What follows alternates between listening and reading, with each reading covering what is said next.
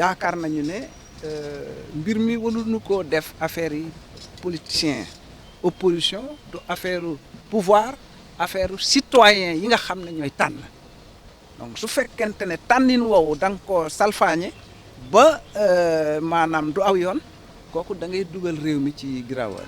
bi le projet de loi nag bu jàllee ca pencu ndaw réew ma dina indil jafe-jafe yu bëri ci Sénégalais yu bëgg a woote. li ñu ciy ñaxtu mooy lan dañu ne ñoom dañoo bëgg a dindi ci fichier bi li ñu naan stock mort maanaam ñoo xam ne dañ cee ne te fekk nekkuñu dañoo dee wala bëgguñoo wote wala nangam ak nangam ñu ne loolu kay bala nu koy mën a xam ñu càmbar ko dugg ci biir ab néeg kay bala nga ne dama koy bale damay dindi lii dindi leen nga dugg ci biir. lu mu ci mën a doon rek Mamadou Diop Decroix jàpp na ne dinañ amal waxtaan seen diggante laataa ñu koy yóbbu ci plénière ba. nanu seet li nga xam ne mooy préoccupation gouvernement bi li nga xam ne moom jàpp na ne jafe-jafe la bu mu bëgg a lijjanti gouvernement bi déglu ñu nit xam li ñuy ragal ci mbir mi mais ñu toog waxtaane ko ñaar fukki at ak juróom a ngi nii opposition ak pouvoir ci jamonoy Abdou Diouf dañ daan jubboo. laata plénière bi ñu jàpp ko alxamis bii nag wàllu refonte ci wàllu fichier électoral bi nga xam ne ñu ngi koy amal ñi di kujje gi nag ñu ngi teg seen tànk fañ ko teg ba léegi te jàpp ne lépp loo xam ne xew na ci ëllëg nguur gi moom moo ko waral. ginnaaw tontu du forox ki yor na kàddu ko majorité bi di maître Ousmane Seye ngeen dégg ko sànq ci kàllaamay nasaraan weddina tuuma yi Mamadou Diop Decroix jël teg ko ci nguur gi ak tamit nee na gaawtu gi na gaawtu maître Ousmane Seye démb nag réagir na ci téléphone ci journal 20h bi sànq teg noonu ko ci journalu nasaraan bi moom nee na ñoom amalgame rek nañ def ngir tuur lëndam askan wi ñoom déggoo nañ ci mbir moomu ñu daal di koy yóbbu ci commission bu terewut ñu wéyal waxtaan wi ngir rek xool ne say def ngir déggoo am ci boobu fichier électoral dinañ ci dellusi si suñ yeneenu xibaar. ñu wax nag mbiram coow ma am ca hôpital Abass Ndao foofu nag daanaka liggéeykat yi kontaan nuñ ca melokaanu hôpital bi ñu jàpp ni moo gën a feebar malade ya fay ñëw ndax rek plateau technique ba jaarul ci yoon personnel ba bari lool ñoom nag ba léegi xamuñ sax kan moo leen jiite démb lañ doon amal assemblée générale ñu ànd ci ak Fatou Kiné Dem ak Jafara Ba. téeméeri million ak juróom fukk ci suñu koppar moom la nguuru ko Sénégal di dimbale hôpital Abass Ndao teewul structure bi ñu ne niveau 3 la di jànkonteel ay jafe-jafe. depuis ay atu yàlla ñu ngi jànkonteel ak ay problème yu dul jeex te dafa mel ni autorité yi man dañu am sourde oreille wala xawma parce que hôpital bi mënul nekk de niveau 3 depuis des années ñu nekk ci ay problème mu salaire problème mu motivation problème mu jumtukaay yooyu yëpp c'est ay failles la yoo xamante ne wax dëgg yàlla dañ ci sonn. personnel bu bari lool jumtukaay yu matewul ak yeneen i jafe-jafe yu ñu fi nemmeeku. laboratoire am na foofu boo fa duggoon tey ay réactif yu amul ay réactif urgence bi boo fa demoon ñun tout récemment am nañ fi benn collègue boo xamante ne dañ ko agressé biñ ko agressé lu mu def dafa ñëw urgence directement bi mu ñëwee normalement bu ñu nee urgence da nga war a am tout le matériel nécessaire mais dañu ñëw ñu jënduloo ko fil en tant que koo xam ne fii lay liggéey ah mu mujj ñu transféré ko yóbbu ko CTO ñoo ko géré. bu weesoo jumtukaay yi rawale aji tawat gi tam doon na ay jafe-jafe ndax ambulance bii fi nekk am na yu ñu ciy wax. ambulance bi daal mooy maanaam ambulance bi nga xam ne moom la ñu immatriculé ci hôpital bi mu war di yóbbu malade yi ambulance boobu mooy ñëw di def clando di yóbbu ay malade di yóbbu ay ñu wàcc liggéey ñoo xam ne dañuy jóge fii di dem ci yeneen dëkk ñu di leen fay xaalis bu takku ñëw di ko def seen i poos. liggéeykat yi bootu ci ab syndicat nekk fii ci hôpital Abass Ndao lenn képp la ñu bëgg muy ab coppite ci seen barabu liggéeykaay bi waaye bëgg nañu tamit ñu indil leen leeral ci seen tutelle ndax njëriñ ji dénk wàllu wér-gi-yaram la wala bokk ville de Dakar la.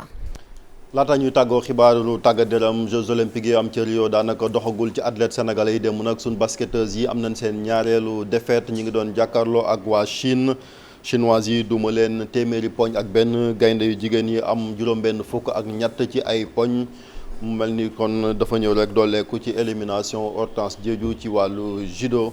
kon fii la ñu yem ak yéen mbokk yi ci xibaar yi ñu ngi leen di sant di leen gërëm ci ànd bi ak télévision Futurs Médias bàyyi leen ak Baye Cheikh ak équipe boobu mu wéy ak yéen seen émission yeewu leen ñu ngi leen di ñaanal yendu jàmm.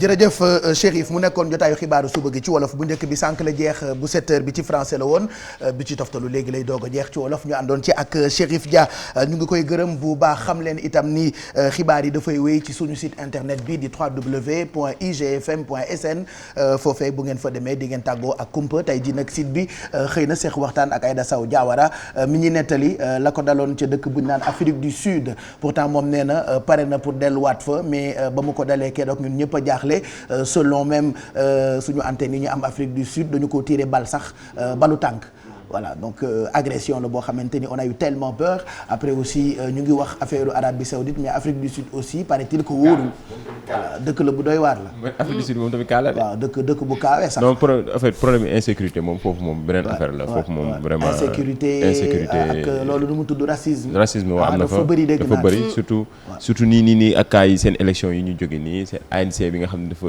changé complètement dafa daanu. day dina gën a changé waat image yu. kon de xam naa ni Mandela fa mu tëdd mu ngi yëngu. voilà mi ngi yëngu moo tax ñu naan Zuma seen ñi nga xam ne ñooy diriger ANC. Jacob waaw ndeysaan ñoom ñeneen carrément ñenn ñi ngi leen critiquer nañoo yàq parti bi. d'accord vraiment bon pour comprendre agression boobu naka la demee mën ngeen ko lire ci suñu site bi www.igfm.sn ak yeneen i xibaar yoo xamante ni mën na leen a soxal li ñuy def rek mooy dem xooli suñu correspondant yi tey nag bëgg na noo dem dëkk bu ñu naan Matam xam ngeen ni bu ñu fa demee dañu fay fekk normalement Ali Bandel Niang il est en communication d'accord ils disent qu'il est en communication Ali moom teel naa wax di fajar gi man du ma ko wuyu téléphone. xam naa info lay joxe. oui mais fajar teel. est-ce que nekkul RFM. 8h. waaw. bu mu rafet. moom leneen. ñu koy rafetal. peut-être day recouper information yi mu war a joxe nii. waaw pour war ko mën a tas. kaay leen ñu parier. waaw. man teg naa je sais pas teg naa benn feuille. oui. teg stylo. teg lépp teg sa portable mais. non man je suis neutre man pourquoi tu es neutre. parce que waxagul de. fii amul ñun ñëpp a maase. ay fi looy teg. indi riz soufflé yi. si ñun ñëpp a maase kaay leen ñu parier Ali Badara ñaar ñuy jéem a jokkool pour mu jox ñu ay xibaar foofu ca Matam mais production bi ci ginnaaw ñu ngi koy woo nee nañu il est en communication moi je dis wóorul wax téléphone fajar wóorul mais eux ils disent que c'est un journaliste. il est en train de chercher des infos. moi je dis que peut-être xaalis lañ koy jox. d'accord mais mën a génn bambalo. ah pour man de lu am importance. lu am importance bu demee amul benn importance bi Ali di wax waxal. man la information lay regroupé d'accord waxal. xëy na waa këram a koy woo. xëy na dafa dem sur le terrain waa këram woo ko. xamoo ndax mu ngi këram mais mën na nekk sur le terrain waa këram woo ko di ko doyee dara. gaz bi jeex na ak yooyu xëy na yooyu la. gaz bi fajar gi barki yàlla celui qui trouve li Ali Bandel ñaar di wax ma may la 50 000. RFM la nekk man loolu laa wax. di recouper information d'accord. day wax ak benn xaritam. yow ma defee yow da ngaa neutre. yow nga ni da ngaa neutre to comment waxoon waxee bon après Ali tu exagères quand même xanaa war ngaa couper sa yaram war a daw boo déggee li ñuy wax ci télé bi voilà ñu ngi koy jéem a jot mais il est en communication qu'est-ce qu'il est en train de raconter au téléphone. il parle avec madame madame am lay waxal est-ce que am na madame je sais pas je pense que oui. bu amul madame rek am copine. li ma xam ci moom rek mooy yaayam moo tudd Bandel en fait moo tax ñu tuddee ko Ali Bandel ñaar. c'est tout ce que je sais ci moom. ñu nit li ñu xam rek bu fekkee trouvé wu ñu 10 000 francs bi jënd ci croissant ñu baal la 40 000 xanaa loolu neex na du ñu jël 50. loolu aussi c'est un autre problème jar na grève parce que bi ñu reprendre yeewu leen ba tey ndekki bi ñëwatul. pourquoi on ne sait pas. xamuñu ndax Futurs Médias dañoo daanu il paraît selon information yi ak rumeurs yi. Futurs Médias dafa daanu ok Bandel allo Bandel Ali. allo. Ali Baba. bon il nous entend pas Ali Bandel. Ali Niang. mi ngi wax de. allo Ali. bii la de ñu ngi lay dégg bu baax si bii la kookan la bon on essaie de joindre Ali Bandel Niang pour mu wax ñu lu ñu mën a jàpp foofu ca Matam ci téléphone bi peut-être que c'est le réseau mais avant ñu koy jot il était en communication ba ñun ñëpp ñu jéem a imaginer lan la doon wax téléphone ku ko trouvé ñu may la 50 000 am na téléspectateurs yu waane yoo xamante ni leer dama ne ñu ngi woote mais boole wuñ leen ci pour ñun la waane ñu ngi des seen ay téléphone sama yaay lii la bëgg moom télé yi maye xaalis rek lay seetaan la connaissant d'habitude fajar gi du nekk en forme mais xam naa ni këf na téléphone sama papa du bourrier ala pour ñun la mënuñoo dëkk ci di leen may xaalis bi noonu rek day yomb torop quoi ça c'est pour nous lii pour ñun la suñu jeu concours la ñun dañuy jeu concours léegi barki yàlla na Ali fay téléphone am il est où Ali Pape Doudou ana Ali il n'est plus joignable bon malheureusement ma denc samay fukk. yow lii dil la da ko dil ak Ali yow. waaw léegi ñu posé waat beneen question. mu nekk suñu jeu concours. d'accord alors la question je la cherche dites-moi kan mooy woy nii. kii sa xarit bi Mimi Traoré. alors yow koo wax Mimi Traoré. Traoré la sax. ku ko trouvé. suñu jeu concours la de. merci toog allez dites-moi kan mooy woy nii ci suuf Alfi. Oumou Sangaré. Mado. Traoré Mimi Traoré même na. ki nga fi indi woon tamit waatee jëkkër. nan la tudd laaw. anecdote la. du kooku de je te jure du kooku. non. xaw ma ko woon. xamuloo ko mais donne un nom. bokkoo te nga maa jox Fatoumata sa voix Doumbouya. ma dem bu ñëwee ñu pàccoo ko. waaw waxal kooku kan la mais kan la nu mu tudd. xaw ma nu mu tudd Pape Cheikh bàyyi ma réfléchir. Aïda Traoré Mamadou Ndiaye kan mooy woy ni Oumou Sangaré d'accord Meribé Diouf kan mooy woy mooy ni ki mu wax mooy ki mu wax d'accord donc bu ngeen yaram. yéen ñaar bu ngeen trouvé ku nekk 25 000 la Bijou Ndiaye bokk ci elle vient d'arriver. te man am naa CDE. nee naa Cheikh jox ma sa voix bu ñu trouvé ñu séddoo. ça c'est de la corruption. lii gàll la mi ngi fi. xam nga lu tax lan moo tax ma ne Bijou Ndiaye bokk ci dama xam kanamam dama ko xam ba nga xamante ni elle a la réponse ma. bon on va donner la réponse pour ñu xam suñu jeu concours bi kan mooy gagné 50 000 yi suñu biir la bu leen ñu woo. bu leen ñu woo bokku leen ci ñun rek la suñu biir la en famille entre waa yeewu leen ñun ñooy def jeu concours yéen nag seen jeu concours xaar leen ba seetu bi.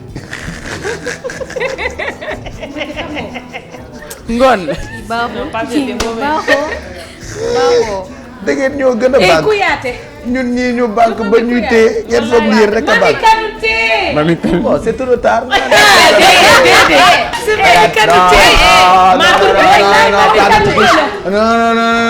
non pas de triche. Et puis on va même changer la question voilà léegi dañuy changer question parce que dafa yomb trop Mami Kanouté la effectivement mais dafa yomb trop. je pense après yeewu gym Alfi boo defee yeewu gym ba pare ñu changer de concours d'accord après ngeen wax ma yu saf ok. Alfi moom mu yow saf nga yow mu wëri trouvé wul réponse bi dem woo keneen pour mu jox la ko nga ni question. nga ne muy laajte lu saf. ma posé beneen question. ok Bijou Ndiaye kañ la am doom. elle est simple la question on change de question. elle est trop simple. heure bi. xam naa heure bi. ban heure la. ban heure la. jógal fii xamuloo ko. le matin ndax suba bi yëpp snap. c'était le soir. 22h20. bon et pourquoi pas fi ngeen di liggéeyee wax leen seen patron mu jox leen xaalis comme ça ngeen organiser jeu concours entre vous à l'heure de la pause parce que dafay dëgëral diggante ambiance de fond lay nekk après ñun en tout cas suñu jeu concours bi 50 000 lañu teg et li ma jaaxal mooy. pour lan ma la koy jox daa am fukki yi fan laa ko jëlee. mais mun a xaaral rek may ñu sunu chance mais mun nga ñaari yoon. may mun a bu ko yóbboo noonu may ñu sunu chance. li garaaw mooy téléspectateur yi dañu foog ni ñoom ñoo ñu gën a banque xanaa xamul leen ni des fois ñu jox ci xaalis pour ñu may leen ko fekk du ñu am dërëm ñun dañoo banque ba ñu ñuy jàppoo nii saa ñu liggéey si dañuy jàppante dañuy soox léegi ndax banque yu nii ñuy doyee waa nii di seetaan loolu de baax c'est important. je te jure bon parce que fi nga nekkoon baax na waxal lu am solo loolu. waxuma dara waxuma dara maa bañ laa maa bañ waxuma après yeewu gym la bonne action du mois. non y en aura pas demandez ça à votre boss après man ay le 32 laay banque dañuy fêter retour kii. xanaa génne leen ñu fête ko nañu cotiser du télé bi lu fi xew ñu cotiser yow yaa ñuy poowal. nekkatuma vedette léegi bañ naa ko ñëw leen ñu cotiser. en tant que Baye Cheikh. tey anniversaire mariage. kanti Mariane. kuy mariage. waaw xam naa ne Fata yooyu cadeau bi la. na indi gâteau. Mariane. taay fii fii juróomi jigéen na fi nekk joxal ku nekk ñaari junni. waaw ma ne doon leen juróomi jigéen fii ñun ñëpp a maase ñun ñëpp a maase laa wax. ba pare waaye boo ko compté xoolal compté ay waay. xaalis da ngay capp sa yaa laaj. ngi naan ay yow xale bi sax waxul maladie. bon léegi on va faire quelque chose 50 000 bi téléspectateur bu ñu ko dugg ñu may ko. ah. ñoo leen ko gën a soxla de. ñoo leen ko gën a soxla waaye. téléspectateur mel nañ leen topp. ok mais yéen xanaa Youssou Ndour gisul li ngeen nekkee. boo génnee xaalis seen bët day taal. ma teg yow ñu ko yor di battre. ba pare di cappale. animateurs yi ne ci télé bi bu ñu gisee xaalis seen bët day taal yéen xanaa li ñu leen di fay bëriwul. ak ñi bëgg a ñëw TFM yëpp. ñi fi bëgg a ñëw te nekk ci yeneen télé bu leen ñëw fii salaire yi baaxul de. sàllaaw bëri na sa soxla yee bëri rek bilaay. Bon, c'est parti pour Yeewu Gym. C'était une petite parenthèse mais dites-nous yéen est-ce que bëgg ngeen ñu may leen ko bu dee bëgg ngeen ñu may leen ko léegi nii ku njëkk a woote léegi ci téléphone bi ñu may ko 50 000 mu ngi nii ma téye voilà. lu suba teel kan moo koy bañ waay. ay waay ay waay. mais li 50 rek la. waaw nañ ko battre waay yëkkati. benn ndekki. konte waata. séddale ñu ko si. doy na ndekki de. Allah. ndekki bu baax. abonnement lan Pa Doudou. jënd na kat. Pa Doudou ut na fu mu ci abonné wu moom. lii ngay def la. Pape mi ngi mel ni tey la 25. nii rey ñëw rek door ko soxla. mois jeex na ñu lay mi ngi mel ni tey la 25 Pape. xamal li ngay def nag yéen. bon d'accord on est le 9. on parlera de ça léegi ñu dem ci Yeewu Gym Alfie lañ ciy àndal c'est parti. waaw Pape Cheikh. ma jéem a góorgóorlu xëy na su ma fi defee gym bu baax ñàkkul ni su ma duggee Pape dina ma jox fukki junni donc tey ñu àndaat ci ak waa Olympique Club coach Mass coach Mor ak Ngom ñëwaat tey fas yéene defaraat yaram yi xam nga matin bi daf ciy baax quand même ñu yëngal yaram yi donc coach ñu ngi leen di nuyu. ñu ngi lay fay sama Alfie. naka suba si gis naa leen sànq ba léegi yéen a ngi kii de. waaw gis nga rek sama waa ji la. ba tey affaire bi dafa nar a tàng. gis nga rek waaw. xam naa ni tey parce que dañuy continuer dañuy. comme rythme démb préparation physique générale bi. waaw moo tax tey foog mu intense. léegi semaine prochaine ñu commencé dugg ci isolation. kon xaaral man bàyyi ma demee ne le. pourtant yaa ngi ci tenue bu baax de. bàyyi ma dem toogee nee rek di compter. waaw d'accord ngeen di wan gars yi naka la man dama koy reprendre 17 heures ci replay bi. man heure boobu laa koy def. jërëjëf ok tout à l'heure. Ok, on démarre. Ouvrez. Comme d'habitude. Toujours préparation physique générale. Toujours un peu intense. Toujours pour vous rappeler ceux qui sont en surpoids, les nouveaux. Donc restez à niveau 1, d'accord. Et régulier maintenant. Niveau avancé, d'accord. Allez, on reste là. Allez, on progresse avec les jeux de cette fois-ci. Regardez, niveau 1. Je monte.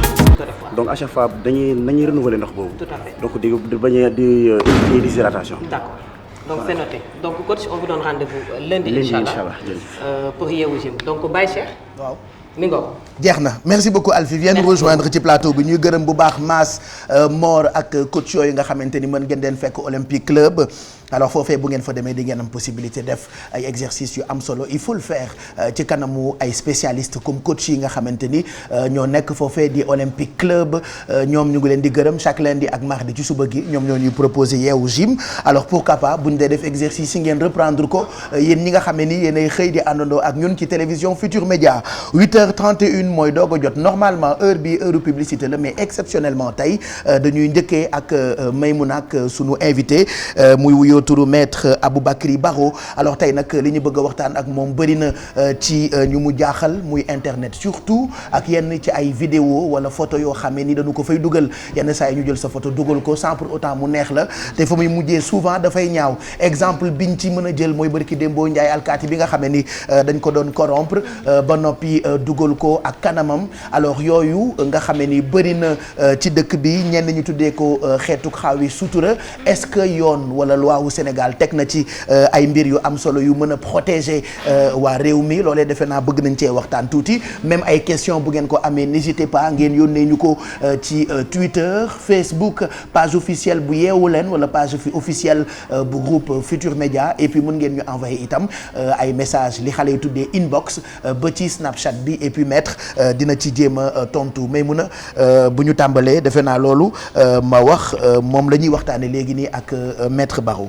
bien sûr Pape Cheikh ni nga ko waxee noonu la xam nga dernièrement actualité bi loolu moo ko indi woon ba tax nga ni ma naa si def gëstu. mais comme mbir mi dafa yaatu question yu bëri ku nekk am ay particularités yoo xamante ni da nga ko ciy dund. on a choisi de faire venir un spécialiste sur le plateau. nga xamante ni ñëpp dinañ mën a laaj li nga xamante ni moo leen soxal. mais surtout moom mu mun ñu expliquer cadre réglementaire bi nga xamante ni teg nañ ko. sur le plan juridique mu mën a asseoir loolu parce que autant ki nga xamante ni dañ ko tooñ ak autant ki nga xam ni dugal nañ ko ku nekk xam lan nga ci encourir. déjà maître dañ lay dalal jàmm ci plateau bi di la nuyu. merci maa ngi leen di fay madame Lo maa ngi gërëm ñiy seetaan télévision Futur Média di rafetlu émission bi di nuyu Pape Cheikh Diallo. merci maître. di apprécier initiative bu mu jël faire en sorte que domaine bu nekk mu invité ay spécialistes. dafa am solo lool aussi. booy wax ci dara aussi. nga xam ci lu bëri nga maîtriser ko. pour aussi ñi xamul gën a xam gën a moytu à l'avenir aussi.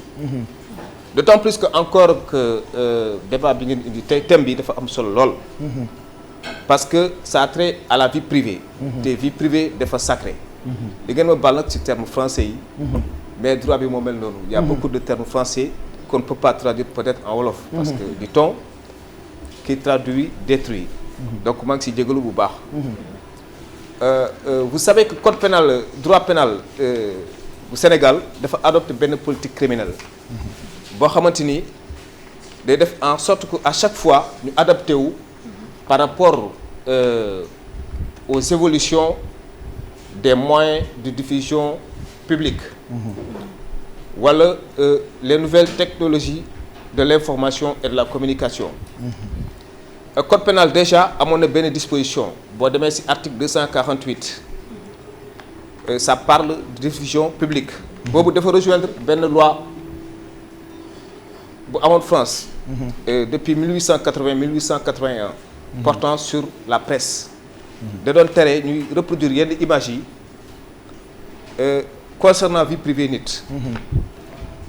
chemin faisant loi bi dafa évoluer ñu dem ba 1970 le législateur français voté benn loi boo xamante ni da jël en compte les nouvelles technologies de l'information et de la communication. Vous savez que déjà en 1848 la déclaration universelle des droits de l'homme dafa joxe ay garanties allant dans le sens de protéger la droit privé des personnes. Parce que comme je l'ai dit, c'est le principe fondamental des droits. C'est un principe sacré, protégé aussi bien par le législateur que le juge qui se charge de l'application rigoureuse, effective de la loi. Les avocats sont là aussi pour initier des procédures. Lorsque des clients les saisissent pour des cas ayant trait à la diffamation, beaucoup de journalistes ont été attirés à la barre pour délit boobu, diffamation, calomnie. am na ñoo xamante aussi dañ leen di kii pour injure. donc avocat bi moo mën a xam fu muy jaar bu fekkente ne délit bi am na mu plaider ko ba mu am ci ndam.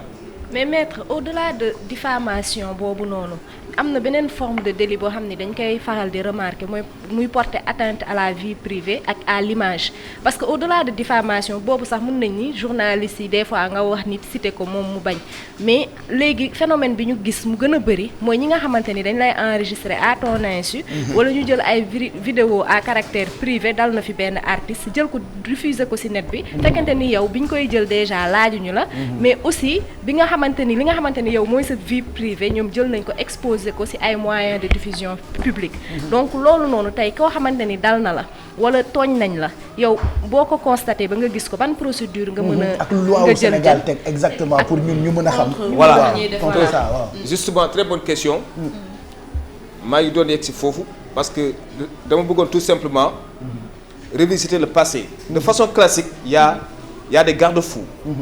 Mais au fur et à mesure que les nouvelles, les infractions liées aux technologies de l'information faisaient surface, le législateur a pris ses dispositions au Sénégal. Je vous renvoie à la loi numéro 2008 du 11 du 25 janvier 2008. Vous verrez qu'au bas de la loi, la signature de l'ancien Premier ministre Hadjibou Soumaré.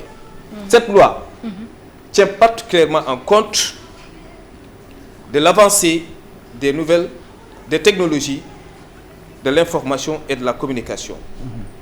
Il est dit, au sens de la présente loi, on entend par communication électronique toute mise à la disposition au public ou d'une catégorie de public par un procédé de communication électronique ou magnétique de signes, signaux écrits, images et sons, messages de toute nature.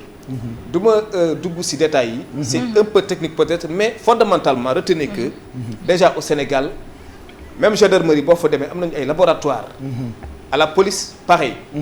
Des informaticiens qui sont mis à la disposition des gendarmes, des officiers de police, des enquêteurs, ou bien de ceux qui sont chargés d'une enquête. Donc vous verrez que Sénégal effectivement am na ay lois yu tenir en compte si évolution technologie information. Parce que des fois on a l'impression que amul loi teg. que dafa am en fait benn laisser-aller. et waaw que nit yi dañuy gën di oser di jël sa ay images di ko publier. est-ce que ñoom liñ bëgg a xam mooy. dañu dem ba mu nekk arme léegi. voilà dañ la siis menacé est-ce que ñoom dañ leen di enfermer en prison bu ñu leen jàppee. est-ce que dañ leen di amende pour ñu fay xaalis qu'est-ce qui se passe concrètement bu fekkente ne nit ki jël na sa image publier ko te bëgguloo ko woon. nga porter plainte contre moom. Très bonne question. Loolu am na ay sanctions effectives parce que am na benn article bu loi 2008 article 431 11 qui dit quiconque aura accédé ou tenté d'accéder frauduleusement introduit ou tenté d'introduire frauduleusement des données dans un système informatique sera puni d'un emprisonnement de 1 à 5 ans. 1 à 5 ans, ok. Mieux encore am na amende bi ñu teg ci boppu nit ki 5 millions la commencé courir ba 10 millions. Donc vous verrez que Sénégal am na ay lois yu réprimer yooyu. Maintenant nit ñi voilà pour la plupart non seulement dañ ko dul topp mais est-ce que xam nañ aussi seen droit. moo tax aussi ba rafetlu seen émission bi. C'est important aussi nit ñi xam parce que tout est dans le code. Même si tout n'est pas dans le code, le législateur a prévu beaucoup de délits. est lié notamment à l'évolution des technologies de l'information. Voilà. Mais maître yaa ngi doon wax léegi loi yi yu bari dañ ko notifié ci depuis 2008. Oui 2008 ba 2016 actuellement xam nga évolution internet dafa gaaw. benn semaine rek lu bari di dox. mais parfois est-ce que léegi nekkul yoon par ñuy gën di yeesal. di leen update. voilà di leen yeesal di leen gën a yeesal pour ñu méngoo ak li xew ci jamono. Tout à fait, bien sûr. Cela aussi dépend du législateur. Vous savez que au Sénégal comme en France aussi, parce que en France maa ngi rafetlu bu baax seen évolution jurisprudentielle. À chaque fois bu jurisprudence amee évolution législative day voter ay loi. Mais la question est de se poser est-ce qu'on a les législateurs qu'il faut à la place qu'il faut? Est-ce qu'ils sont à même de légiférer sur des thèmes aussi importants et délicats que des thèmes relatifs aux nouvelles technologies de l'information? C'est une question qu'on est en droit de se poser. En France, cette question peut se poser, mais on voit clairement qu'il y a des garde-fous à chaque fois que de besoin, à chaque fois en fonction de l'évolution des technologies de l'information. Donc au Sénégal, c'est une question on est en droit de se poser, d'autant plus que le droit, dit-on, doit s'adapter à l'évolution des mœurs. Mais l'essentiel mooy teg nañu ay daan quand même. Absolument ay daan parce que ay peine yu commencé 1 an ba 5 ans. amende 1 million ba 5 millions autant pour moi ba 10 millions. lu am solo loolu. léegi loolu laa bëggoon wax parce que c'est un peu ça intervient un peu dans le cadre de ma rubrique. J'ai même pensé à faire un sujet sur ça. En fait, on a l'impression que il y a un vide juridique par rapport à la législation des TIC ici au Sénégal, alors qu'il y a des lois, comme il l'a dit, qui sont là depuis 2008. Mais le fait est que il n'y a pas, il l'a souligné, il n'y a pas en fait les bonnes personnes. Parce que le Sénégalais lambda ne sait pas que ces lois ont été promulguées et que ces lois sont en application. Donc voilà, dañ lay faire croire que le fait que ñoom ñuy jël say photos ak say vidéos c'est de leur plein droit. Et que toi tu n'as rien à amoo dara loo si alors que mën nga porter plainte. Ça c'est un. Deux. Loi yi ñuy wax yi il faut à mon avis des experts yoo xamante ne ni ils sont et dans le milieu de la technologie et dans le milieu du droit et à ce niveau-là ce n'est pas à la technologie de s'adapter au droit mais c'est plutôt aux personnes de s'adapter à l'avancée de la technologie. Voilà, en faisant les deux. S'il le faut même ñu créer benn branche boo xamante ne c'est je sais pas, on va l'appeler droit technologique ou électronique parce que en fait c'est ça le futur du droit. Outre le caractère pénal des choses, administratif des choses, on va vers l'avancée de la technologie. Donc c'est benn en tout cas matière bu ñu war a mën a jàngale école la pour que ëllëg ñu am ay experts parce que suñu continuer nii ça va aller de mal en pis. moo tax li maître Baro wax Maïmouna je pense que c'est intéressant au moins nit yi xam ni buñ la tooñee ci xeetu tooñ yooyu jëm ci wàllu internet ak ñoom seen am na ay lois yoo xamante ni Sénégal teg na ko pour protéger nit ki nga xamante ni moo dund loolu. Juste en ajout si li nga xam ni mairie moom la wax parce que man bi ma fi doon def sujet boo xam ni c'était relatif à la diffamation. On avait vu que xam nga tey droit moom dafay nekk lu yaatu. Maintenant par rapport ak cas bi nga xamante ni moom nga am juge bi moom mooy apprécier avocat bi moom mooy xool nan lay exposer les faits. Mais il serait aussi je pense très difficile ñu am benn droit boo xamante ni c'est personnalisé. Maintenant c'est spécifique donc ñoom dañuy naan les nouvelles li nga xam ne forme de technologie par rapport à l'information et à la communication. Maintenant ñun peut-être lu ñuy laaj mooy li nga xamante ni mooy réactualisation li nga xamante ni mooy législation bi ci am ci ban périodicité lay am. ak ñan ñoo koy def est-ce que ñu ngi koy def. Donc peut-être c'est ça la question maître. Justement c'est une très bonne question sans que juñoo naa ko tuuti dama ne woon ça dépend de la bonne volonté des autorités politiques. Okay. Je veux nommer le législateur lui-même mooy ki nekk Assemblée nationale. Parce que aussi c'est important ñu nekk assemblée am formation ak expérience qu'il faut. Okay. Pour ñu mën a légiférer en fonction évolution avancée technologie information ak communication. Bien sûr. Mais malheureusement on n'a pas toujours le cas. Figurez-vous que dans un pays où on compte des élus députés qui n'ont pas fait l'école, je pense que c'est regrettable. C'est regrettable. Parce que ça ne permet pas à l'Assemblée de légiférer en fonction de l'évolution des mœurs. Maintenant, le juge, lui, en ce qui le concerne, a ce que l'on appelle un pouvoir jurisprudentiel. Cela est développé plus en France qu'au Sénégal. En France, juge yi gis nañu dañuy juger en fonction jurisprudence. Œuvre créatrice.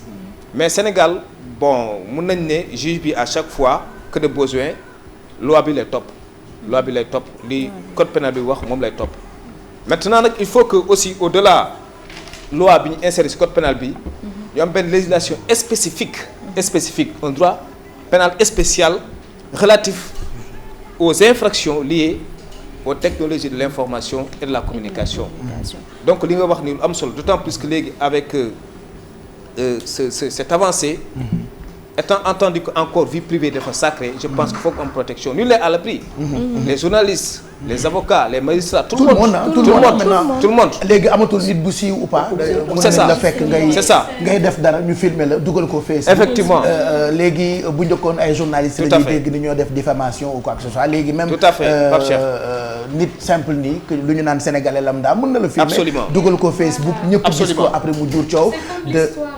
Excusez-moi, de la fille de Youssou Ndour benn histoire bu ñu defoon doon wax dafa rey doomam yeeg yooyu jël photom teg ko ci je sais pas si vous vous rappelez et ça a fait le tour le buzz c'est après qu'ils ont fait un rectificatif en disant que l'histoire n'était pas adaptée à la photo de la personne là changé waat photo bi te xam nga day yàq sa vie. Absolument.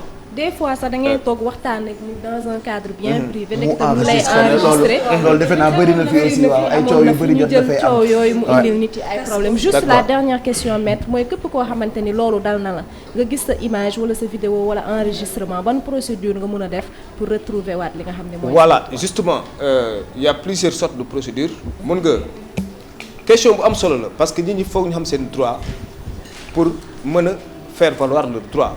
Comment faire valoir son droit. Eh bien je pense que procédure bu gën a idoine mooy nga saisir les autorités habilitées à recevoir des plaintes d'abord boo demee police bu la gën a jege wala gendarmerie bu la gën a jege nga porte plainte. ok ñooñu dinañ def enquête parce que n'oublions pas que gendarmerie ak policiers yi am nañu ay ñoo xamante ni aussi c'est des techniciens. ok c'est des techniciens.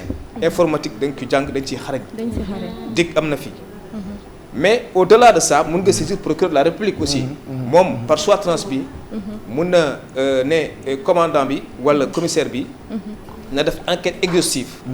avec instruction d'arrêter la personne si les faits sont avérés. mun nga aussi jël sa avocat sa benn avocat mu defal la citation directe. te loolu bari na ci boo amee ay délit diffamation à chaque fois da ngeen di ñëw tribunal da ngeen di gis ku ñu citer directement. pour diffamation wala pour beneen délit. donc c'est important nit ñi xam seen droit parce que législation baa ngi fii. nos gendarmes et nos policiers ont suffisamment de moyens, ils sont suffisamment expérimentés, ils sont extrêmement compétents pour faire face à ces dérives. Voilà. C'est des dérives. ay dérives la de. C'est des dérives. Voilà merci en tout cas maître Aboubacry Baro ci disponibilité bi d'abord ku ne xam ne ni amu leen benn jot. mais teewul fu ñu leen woowee pour askan wi ngeen ñëw loolee ñu ngi la ci gërëm bu baax xam naa ni lu jëm ci wàllu yoon ak jumtukaay xarale yu bees yi mun na noo fanaan ci di ci waxtaan beneen yoon itam di nga dellu si may mun a yow tamit ñu ngi la ci gërëm bu baax. jaajëf Pape Cheikh ma koy comme ni nga ko waxee rek ñu lay jaajëfal maître pour disponibilité parce que xam nañu avocat yi moom 8h ñu ngi tribunal di audience donc vraiment merci pour la disponibilité xam naa fan yii rek incha allah merci maître. je vous en prie. jërëjëf mbokk yi mu ngoog et puis ñu ngi ñuy xamal ni fii Sénégal am na ku am master en cyberespace. mu ngi ko amee ca université Gaston Berger bu Saint-Louis depuis 2005 en plus de cela am na rôle boo xamante ni ARTP mu ngi koy jouer ci wàllu jumtukaayu xarale yu bees yi ak surtout nit ñeek niñ ci mënee am ay gàllankoor am na itam commission de la protection des données à caractère personnel donc ce qui veut dire que bu la dara dalee na la jaral. parce que yenn saa yi ñoom avocats yi sax ñu wax yoo xamante ni ñun du leer suñu bopp mais na la jaral nga jóg dem weddi dindiwul tuuma dëgg la waaye itam protéger sa bopp ba ëllëg woy wi bañ a ñaaw da ciy baax donc police ngi fii gendarmerie ngi fii téléphonie mobile yaa ngi fii ARTP mu ngi fii teg nañu commission boo xamante ni dina mën a permettre peut-être boo gëstoo mu jaral la di nga mën a xam naka la ñuy lijjantee loolee ñu tuddee données personnelles. police nationale bi am nañ système moo xamante ni boo jëlee vidéo nga dugal ko ci net bi même bu fekkee ni que yow ci sa bopp partage yi gisee wuñ ko ci yow mais ñoom mën nañu remonter ba xam première adresse IP bi nga xamante ni moo ko dugal donc nit ñi dañuy caché wu derrière leur machine yaakaar ni que ils sont kenn mënu leen jot mais am na ay système yoo xamante ni quand même nit ñi def nañ ko maintenant suñu tasee koo xamante ni am na jot mu jël plainte adressé ko li nga xamante ni mooy police nit ki mën nañ dem ba remonter à la source. mu ngoog merci Maymouna Gueye Bambalo replay bi mën ngeen ko am ci YouTube /TFM et puis dañu continuer ak jumtukaayu xarale yi après publicité yi après voilà après xam nga man bu may wax damay bëgg waxandoo en même temps li nekk sama bopp. mooy bëgg a génn. voilà embouteillage est-ce que ñoom amuñu ay problème ci sama biir génn bi dañuy buuxante soit embouteillage la wala ay prisonniers lañu. donc comme man chaque seconde damay joxe loolu président Macky Sall di joxe nu mu tudd grâce damay def grâce présidentielle grâce de mots moo yi nekk sama kii je te jure ah léegi damay bëgg a génnendoo lépp donc dañu ko wax ñu bëgg a daw ñoom ñëppay bëgg a daw ndoo génn donc dinañu waxtaan ci kanam ak Merry Beye Diouf bracelet pour lutter contre noyade non su ma xamul kinji damay wax lu nit ñi mën a xam yow tamit Merry Beye bàyyi aaral bi. mais bàyyil aaral bi loolooy technologie de l'information dama ne da nga ñuy wax li ñu comprendre après nga wax lu kinji boo nee kinji kan mooy xam luy kinji. waaw mais noonu la c'est l'essentiel. non Kenji Girac. mais kii moom bi ñu lay invité émission boobu du mu tuddati waaye. bi ñu lay invité 100% mobile ba tey xamatoo lu la te quoi. ay yow nag invité nañ ma avant. ay màggatu télé la ñuy wax amee 8 ans ba léegi ñu ci télé yi nga ñuy tey la waaru gën a aay. mbëfëre. dama xam ne mbëfëre mooy moo bi bëgg a génn léegi prisonniers yi nekk sama génn voilà mbëfëre ñaaw sax yi wax. Boutour moo libéré wu nii il a été libéré Boutour. bandar génn na nii libéré. ah. publicité génnagul. libéré ko. non mais nañu wax donc bracelet électronique contre noyade dafa exister. Oui, c'est un bracelet anti-noyade qui s'appelle Kinji. ah. très bien. da nga koy takk dugg ci biir ndox bi. xaaral rek ba rubrique bi ñëw ma tas ko yow it nag. ok. publicité vient de sortir de ma